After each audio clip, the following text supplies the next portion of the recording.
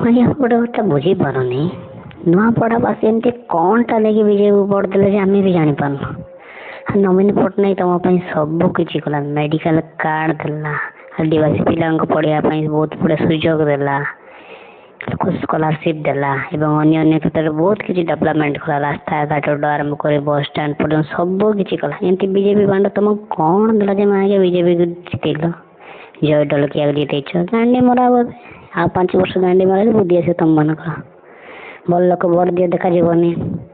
ଯଦି ବିଜେପି ଜିତେଇବ ତ ତମେ ଯଦି କଂଗ୍ରେସକୁ ବି ଜିତେଇ ଚାଲ ତମ ବହୁତ କିଛି ଉନ୍ନତି ହେଇଥିଲା। ଏବେ ଦାଣ୍ଡି ମରା ଯେଉଁ 500 ଟଙ୍କା ନେଇକି ଯେଉଁ ଭୋଟ୍ ଦେଇଛ ନା, ଦେଖ ଆକୁ କେମିତି ଗାଣ୍ଡି ମାରୁଛନ୍ତି ବିଜେପି ବାଲା। ତୁମ ଜଙ୍ଗଲ ଜମି ସବୁ ଗାଣ୍ଡି ମାରିବେ, ସେତେବେଳକୁ ମନେ ପକାଉଥିବ କି ଆମେ ଭୁଲରେ ବିଜେପିକୁ ଭୋଟ୍ ଦେଲୁ ବୋଲି।